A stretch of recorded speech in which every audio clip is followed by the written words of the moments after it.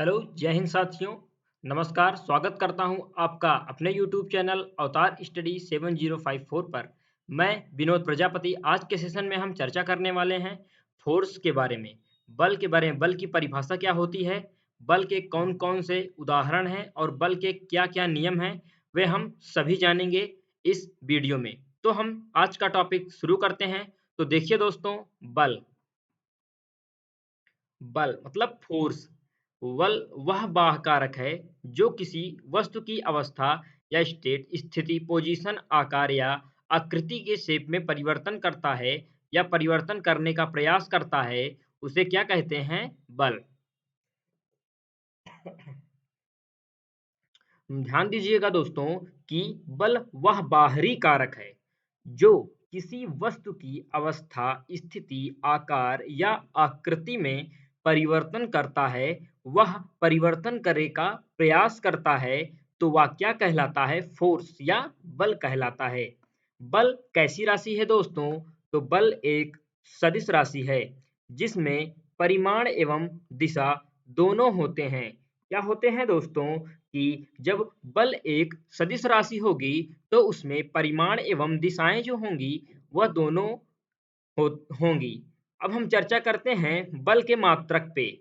बल का मात्रक क्या होता है? तो बल का मात्रक न्यूटन होता है, जिसे हम कैपिटल एन से प्रदर्शित करते हैं, जिसे किलोग्राम का मीटर प्रति सेकंड से भी प्रदर्शित किया जाता है। बल के विभिन्न रूप एवं उनके उदाहरण हैं जो हम आपके इस अगले पॉइंट या अगले बिंदु पर हम समझेंगे। तो देखिए, क्या इसमें इम्पोर्टेंट है कि वह बाहरी बल जो किसी वस्तु की अवस्था, स्थिति, आकार या आकृति में परिवर्तन करे या परिवर्तन करने का प्रयास करे, तो वह बल कहलाता है। बल कैसी राशि है दोस्तों? तो बल एक सदिश राशि है जिसमें परिमाण एवं दिशा दोनों होते हैं। बल का मात्रक न्यूटन है जिसे हम एन से प्रदर्शित करते हैं और जिसे किलोग्राम मीटर प्रति सेकंड से भी प्रदर्शित किया जाता है। बल के विभिन्न रूप एवं उनके उदाहरण हैं। तो चलिए हम समझते हैं कि बल के विभिन्न रूप और उनके उदाहरण कौन-कौन से हैं। तो देखिए दोस्तों, आपको यह वीडियो पूरा देखना होगा जिससे आपके एग्जाम्स के लिए तभी यह तैयार हो पाएगा, ना कि आप आए और आधा वीडियो देखकर भाग गए। अब हम आगे चर्चा करते हैं अपने बिंदु पर।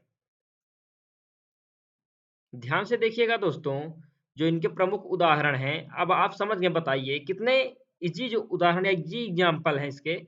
जैसे धक्का, बल के विभिन्न रूप एवं उनके उदाहरण। क्या दोस्तों? बल के विभिन्न रूप एवं उनके उदाहरण। जैसे पुश करना, जिसे हम धक्का बोलते हैं, पुश। तो क्या होता है कि धक्का देकर किसी दरवाजे को खोलना। ऐसे आपने पकड़ा, ऐसे दरवाज़ा पकड़ा, यहाँ पर कुछ हैंडल बना हुआ था, पकड़ के खींचा, तो वह दरवाज़ा बाहर की ओर खुल गया। या अंदर की ओर आपने ढकेल दिया तो वह खुल गया। तो क्या हुआ? पुश। मतलब कि धक्का देकर दरवाजा खोलना, यह भी क्या है? एक प्रकार से बल। क्योंकि वो सामान्य रूप में रखा हुआ था, आपने बल का प्रयोग किया और धक्का दिया उस दरवाजे को और दरवाजा ओपन हो गया। दूसरा है खिंचाव। खिंचाव जिसे हम पुल के भी कहते हैं, जैसे रिक्शा चालक द्वारा रिक्शा खींचना। अब बताइए, क्या रिक्शे की गद्दी पर बैठा हुआ चालक पैडल्स ना मारे और उस पर बल ना लगाए, ऐसे ही बैठा रहे, तो क्या रिक्शा अपने आप खींचा जाएगा? नहीं। एक रिक्शा होता है जो खुद से चला जाता है, एक रिक्शा जो होता है वह ठेला जाता है। मतलब इस प्रकार से गाँव में क्या कहते हैं? ठेला, जिसे क्या बोलते हैं दोस्तों? ठेला बोलते हैं। तो खिंचाव, जब रिक्शा चालक द्वारा रिक्शा खींचना। जब रिक्शा चालक उस पर बल लगाता है उस रिक्शे पर, तभी रिक्शा आगे की ओर या खींचा जाता है या बढ़ जाता है। तो इसमें भी किसका प्रयोग हुआ? बल का। बिना बल का प्रयोग किए कोई भी कार्य नहीं हो सकता, ये आप सभी को पता है। अब हम चर्चा करते हैं अपने नेक्स्ट पॉइंट, जैसे इसी में है संपीड़न। संपीड़न क्या है? जिसे हम कंपैरिजन के रूप में भी जानते हैं। जैसे गैस को संपीड़ित करके उन्हें सिलेंडरों में भरना। गैस को संपीड़ित करके, जब गैसों में बल लगेगा, संपीड़ित करेंगे तभी बल लगेगा, तभी संपीड़ित होगा और उन सिलेंडरों में भी भरेंगे। जो सिलेंडर्स होंगे उसे सेट करेंगे उस पर, तब भरेंगे। तो उसमें किसका प्रयोग हो रहा है? बल का। बिना बल के प्रयोग के आप क्या सिलेंडर उठा पाएँगे? नहीं। तो क्या हो रहा है प्रयोग? बल का। बल के विभिन्न रूप और उनके उदाहरण हैं ये, जो आप सभी को पता है, लेकिन हम आपको और अच्छे से बता रहे हैं। अब हम चर्चा करते हैं अपने नेक्स्ट पॉइंट पर, जो कि है टेंशन या तनाव। जैसे रबड़ के दोनों सिरों को खींचना। कोई रबड़ ली हो आप या लिए हो आप सभी लोग, कोई रबड़ लिए हो आप, रबड़ का एक साइड पकड़ के आप खींचो और दूसरा साइड पकड़ के आप खींचो। तो क्या होगा? रबड़ के दोनों सिरों को खींचना। क्या लग रहा है? बल लग रहा है। एक तो कह रहा है कि मैं खींचूँगा और दूसरा अपनी ओर खींच रहा है। अपनी ओर खींच रहा है तो उसमें कुछ दबाव बन रहा है ना, तो उसमें किसका प्रयोग हो रहा है दोस्तों? बल का। जब बल का प्रयोग होगा तभी रबड़ के दोनों सिरों को खींचा जा सकता है, ना कि बिना बल लगाए रबड़ अपने आप थोड़ी ना खिंच जाएगा, वह उसी प्लेसमेंट पर रहेगा। रहेगा कि नहीं? तो अब हम चर्चा करते हैं अपने अगले बिंदु पर, वायु प्रतिरोध। क्या है दोस्तों? वायु प्रतिरोध। ध्यान से समझिएगा और वीडियोस को पूरा देखिएगा, और जो वीडियो आप देख रहे हैं उसे ज़्यादा से ज़्यादा शेयर कर दें, जिससे फ़ायदा कुछ आपके मित्रों का भी हो जाए। वायु प्रतिरोध या एयर रेजिस्टेंस, जैसे गतिशील वाहन पर उसकी गति की दिशा के विपरीत वायु द्वारा आरोपित बल।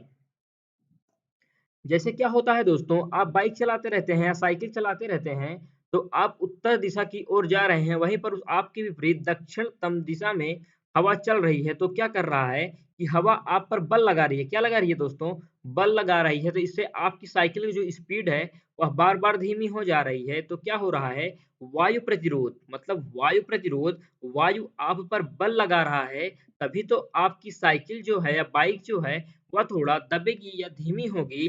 साइकिल तो दब धीमी होगी क्योंकि वो अपने हाथों या अपने बलों से चलती है, और जो कि बाइक्स है वो तो गियर्स पर चलती है, और एस्केलेटर दो, बाइक आगे की ओर बढ़ गई।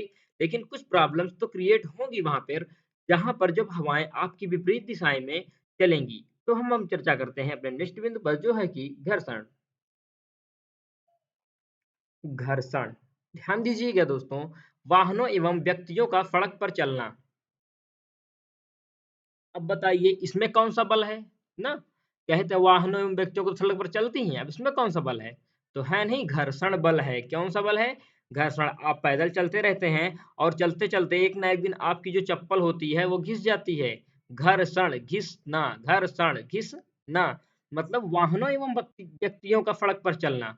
आप जब उस पर नीचे बल लगाएँगे, तो वह पुनः आप पर बल लगाएगा। जैसे आप पीछे की ओर ढकेलेंगे, वह पुनः आपको आगे की ओर ढकेलेगा। वही हो रहा है कि एक्शन और रिएक्शन, क्रिया और प्रतिक्रिया। एक प्रकार से घर्षण जो होता है, वाहनों एवं व्यक्तियों का सड़क पर चलना ही कहलाता है। जैसे जो होते हैं वाहन, वो सड़क पर चलते हैं तो वो भी घर्षण करके चलते हैं, ना कि उठ-उठ कर या उछल-उछल कर। वह लगातार एक ही सर्पिलाकार या गोलाकार में घर्षण करते हुए आगे की ओर बढ़ जाते हैं। तो आपको समझ में आ गया होगा बल के प्रकार और बल के उदाहरण। प्रकार तो खास हमने नहीं बताया है। अब हम चर्चा करने वाले हैं बल के महत्वपूर्ण प्रकार या निम्न नियमों के बारे में। तो देखिए दोस्तों, आखिर वह नियम कौन-कौन से हैं? टाइप्स ऑफ फोर्सेस, जो बल होते हैं उन्हें मुख्यतः 2 वर्गों में विभाजित किया जाता है। जो बल होते हैं दोस्तों, उनको मुख्यतः 2 वर्गों में विभाजित किया गया है, संपर्क बल तथा गैर संपर्क बल। इनका संक्षिप्त वर्णन निम्नवत है, हम चर्चा करते हैं। तो देखिए, बल के प्रकार जो हैं, टाइप्स ऑफ फोर्सेस, क्या है दोस्तों? Types of forces. Types of forces, जो गैर संपर्क बल और संपर्क बल जिसे कहते हैं संपर्क बल तथा गैर संपर्क बल या असंपर्क बल, जिसे हम बोलते हैं इंग्लिश में कॉन्टैक्ट फोर्सेस। देखिए, जो बल, ऐसे बल जो संबंधित निकाय पर प्रत्यक्ष रूप से डायरेक्टली अथवा किसी माध्यम से अथवा किसी अन्य माध्यम से परोक्ष रूप से आरोपित होते हैं, उन्हें संपर्क बल कहते हैं। संपर्क बल के जो उदाहरण हैं वह निम्नवत हैं। अब आप सोच रहे होंगे कि संपर्क बल कैसा बल हुआ? ऐसा बल जो संबंधित निकाय पर प्रत्यक्ष रूप से डायरेक्टली, मतलब आपके समक्ष अथवा किसी माध्यम से अथवा किसी अन्य माध्यम से परोक्ष रूप से आरोपित, मतलब जब तक आप किसी वस्तु को संपर्क में नहीं लेंगे या उस वस्तु को बिना टच किए आप कैसे बल लगा सकते हैं? गुब्बारा को आपने फूँका, गुब्बारा उड़ गया तो इसमें बल लगा। लेकिन कुछ वस्तुएँ ऐसी होती हैं जिनको बिना छुए आप बल का प्रयोग कर ही नहीं सकते। तो संपर्क बल ऐसे बल जो संबंधित निकाय पर प्रत्यक्ष रूप से तो होते हैं, लेकिन किसी माध्यम से अथवा किसी अन्य माध्यम से परोक्ष रूप से आरोपित होते हैं, जो संपर्क बल कहलाते हैं। जो संपर्क बल के उदाहरण हैं दोस्तों, 1-2 नहीं हैं, अनेक हैं। अब हम चर्चा करते हैं अपने दूसरे बल के बारे में। तो देखिए, अप्लाइड फोर्स या असंपर्क बल। तो हम चर्चा करते हैं इसकी परिभाषा पर, जो किसी व्यक्ति अथवा वस्तु द्वारा किसी अन्य व्यक्ति अथवा वस्तु पर आरोपित किया गया बल आरोपित बल कहलाता है। जैसे किसी व्यक्ति द्वारा मेज को धक्का देकर उसका किसी अन्य स्थान पर परिवर्तन करना। अभी हमने आपको क्या बताया इसके पहले वाले बल के बारे में, तो यह क्या है आरोपित बल। जब तक आप अपना बल किसी पे प्रवाहित या डिवाइड नहीं करेंगे, वह वस्तु वहाँ की वैसे ही विद्यमान रहेगी, उस पर कोई बल का प्रभाव नहीं होगा। तो जो आरोपित बल है, जो किसी व्यक्ति अथवा वस्तु द्वारा किसी अन्य व्यक्ति अथवा वस्तु पर आरोपित किया गया बल हो, तो वह आरोपित बल कहलाएगा। जैसे कोई भी पुस्तक या कोई भी पेन किसी मेज पर रखी हुई है, तो बताइए क्या आप बिना टच किए उस पर बल लगा सकते हैं? तो नहीं, जब तक आप उसे टच नहीं करेंगे तो उस पर कोई बल नहीं लगेगा। मतलब किसी वस्तु द्वारा या किसी अन्य वस्तु द्वारा जो आरोपित बल होता है, वह क्या कहलाता है दोस्तों? Applied force. उदाहरण आप समझ ही चुके होंगे कि किसी व्यक्ति द्वारा मेज को धक्का देकर उसका किसी अन्य स्थान पे परिवर्तन करना आरोपित बल कहलाता है।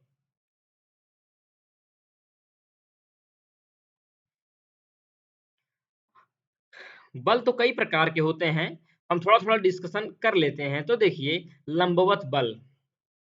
लंबवत बल क्या है दोस्तों? लंबवत बल की नॉर्मल फोर्स किसी किसी स्थिर वस्तु किसी वस्तु स्थित द्वारा अपने संपर्क में स्थित वस्तु पर लंबवत लगाया गया सहायक बल जो होता है, वह उस वस्तु का स्थिरता प्रदान करता है, जो लंबवत बल कहलाता है। जैसे क्या होता है लंबवत बल? किसी स्थित वस्तु, स्थिर ऐसा नहीं है ना, स्थित सॉरी, स्थिर मतलब जो विद्यमान हो एक ही स्थान पर, ऐसी वस्तु। कैसी दोस्तों? जो एक ही स्थान पर स्थिर हो या स्थिर हो, तो वह क्या होगा? संपर्क बल में आने वाली स्थिर वस्तु, तब उस पर सहायक बल जो वस्तु को स्थिरता को प्रदान करता है, वह लंबवत बल कहलाता है। लंबवत किसी वस्तु पर लंबवत लगाया गया सहायक, जब तक आप उसमें अपना सहायक या अपना योगदान नहीं देंगे, वह बल वहीं का वहीं स्थगित रहेगा, उस पर कोई बल का प्रयोग नहीं होगा। लेकिन जैसे ही आप उसे टच करेंगे, वहां सपोर्ट फोर्स उत्पन्न होगा, जो लंबवत बल कहलाएगा।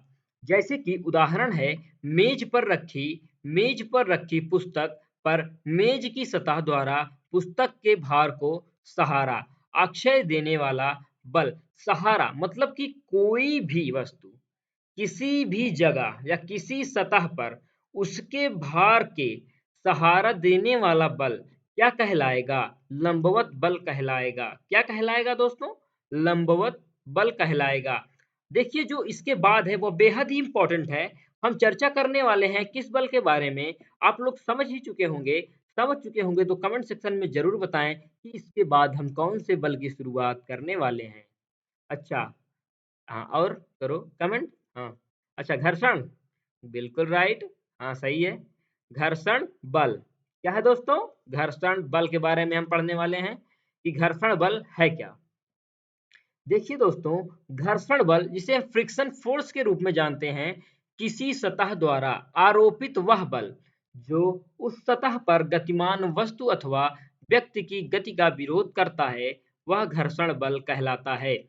जैसे कि मैंने आपको बताया कि क्या कह रहा है, किसी सतह द्वारा आरोपित वह बल जो उस सतह पर गतिमान वस्तु अथवा व्यक्ति की गति का विरोध करता है, घर्षण बल कहलाता है। उदाहरण, गतिमान कार पर सड़क द्वारा लगाया गया बल।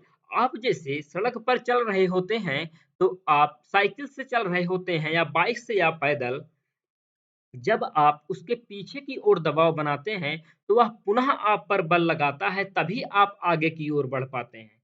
ना कि किसी सतह द्वारा आरोपित वह बल जो उस सतह पर गतिमान वस्तु अथवा व्यक्ति की गति का विरोध करता है। मतलब वह यह नहीं चाहता कि आप इसी स्थिति में बने रहें, वह विरोध करेगा, नहीं, मैं भी उस स्थिति में होना चाहता हूँ, जो कि उस बल का उदाहरण दर्शाता है। घर्षण बल क्या है? तो आपके द्वारा दिया गया बल और उसके द्वारा लिया गया बल जो होता है, वह घर्षण बल कहलाता है। उदाहरण जो है, गतिमान कार पर सड़क द्वारा लगाया गया बल। तो क्या है दोस्तों? सड़क द्वारा सड़क द्वारा लगाया गया बल जब गतिमान कार पर हो, तो तो बताइए दोस्तों, यह वीडियो आपको कैसा लगा?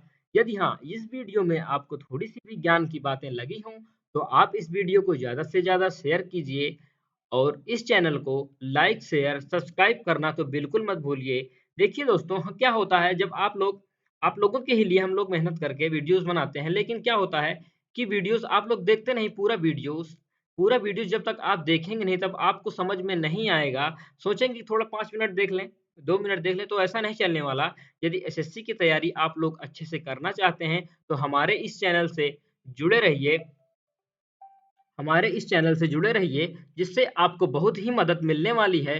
तो हम आपको मिलते हैं एक नेक्स्ट वीडियो में नई ऊर्जा के साथ। तब तक के लिए जय हिंद, जय भारत।